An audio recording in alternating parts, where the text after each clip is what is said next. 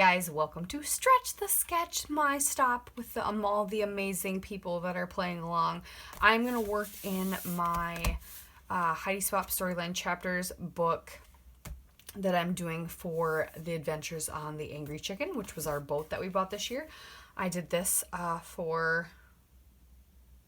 What did I do this for? Was it off the board, maybe? Yeah, off the board. So I've got Stretch the Sketch. I'm going to do this photo over here, continuing on when we brought the boat home. So let me get out all my storyline chapters. Carefree is kind of what I was playing with, and let's get started. So this was a very fun, layery type layout. Layery type layout. That is a very technical term, clearly. Yeah, lots of good layers. So I just trimmed down my photo just so it was actually straight. It probably isn't now that I trimmed it down, you know, one of those things, but we'll pretend that it is now. And I'm just going to grab a bunch of the scraps I have for this so far in my 6x8 pad to do this layout, and the whole thing I end up doing on this layout. I end up adding a little bit more layery bit than the sketch, but I took that creative licensing to heart and just kind of did it. But I'm just going to map my photo in this tiny bit that's left over in this green color. And then I have it that on a frame. And then I cut a strip of this wood grain.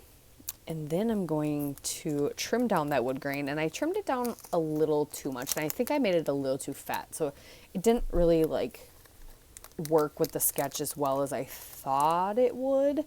But it still does work. And I still make it work and everything works out, but I feel like I should have maybe not trimmed that wood grain down as much. That might have been helpful. My thought. Anywho, but yep, I create those layers with those papers, and then I'm gonna grab. I liked that I wanted a little more texture, so I ripped that white polka dot paper with the big polka dots. I figured that would go well since we're going to incorporate circles. Grabbed this teal and white label. I'm going to stick it on the top and then on the bottom. I am going to add another torn strip of paper on the top, and I will put one on the bottom, which there is not on the sketch, but I really like the look of the torn paper. Stuff is stuck and falling on me. Okay. And I'm going to get my entire cluster ready because what I had grabbed out was 2 sets of grunge collection stamps from Studio Light, because there's like a kind of a partial circle one that I really want to use, and then one that looks like a bunch of different sized dots. So I kind of wanted to mimic that mixed media bit on the sketch with some stamping. And then I'm just trying to figure out what I want to do for those circle elements behind the main cluster. I grabbed the one tag, and I really like this other one tag, but it's just too small. Like, I couldn't find what one would work for where I want it. So I end up using this piece on the cut apart sheet that kind of has a circle. There's like a partial circle outline, but the way the rectangular card is made is it's not a full circle, like the top and bottom get cut off. So, but I really like that saying, and it's on this other tag that I found as well that has a little heart. So I decide that tag is small enough that if I can cut out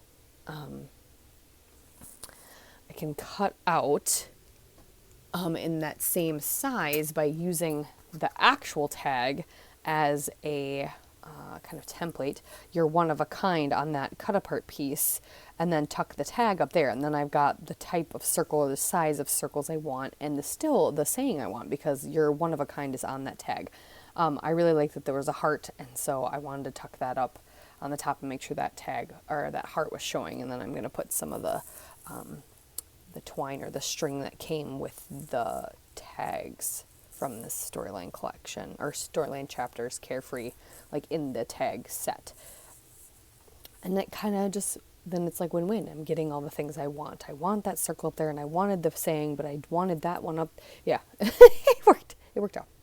And then after I get this whole center cluster figured out, and I'm going to add that extra layer of pattern paper, just because I did cut the wood grain strip a little too short. It should have extended a little more, and I feel like that would have made it look a little more balanced. But eventually I do to add my journaling under, on the left there under the photo, like the whole layers cluster down to the label. So it kind of balances out in the end, but I wanted just one more layer. So I add another layer, and now I'm just trying to look through, see what else I can put in, any circle elements at all, or any other, like I thought about putting a banner at the bottom too of the photo cluster instead, but ultimately, like I said, I decided just to go with another layer of pattern paper, which I really, really loved. And then we're going to go ahead and do some of the stamping. So at first I thought Rusty Hinge was going to be the color, based on looking at it on my little palette in front of me. I thought it was going to be the one, but you'll see here, I'll stamp it underneath my cluster here in a second to see if I like it. And I wanted more of a subtle, almost like tone on tone stamping technique, where it's just the same color, but just slightly darker. That's going to be coming out of my lovely layers of collage. So Rusty Hinge ends up being a little too dark. And so that's what's nice too about if you're going to be stamping on like this pattern paper or this colored paper like I'm going to, is you can stamp under where stuff is, and that way you can have like a testing area. And so yeah, Rusty Hinge ends up not working out. So I grab Wild Honey and Scattered Straw. Wasn't sure if I needed to go more yellow, and actually I ended up liking both of them. So I'm gonna stamp the like grungy rings, I'm gonna call them half rings, in the Scattered Straw, and then the bubble polka dot things in the Wild Honey. And I really like that because it just gives just a little bit to behind those four layers, and I love the way it looks. And then I'll glue all that down, do my journaling, which ended up being messy. I smeared it. Adding some tiny little heart stickers that I got from Shadney's Etsy shop. And I think they're Japanese or Chinese. There's like, I think it's Chinese. There's all sorts of Chinese characters on it.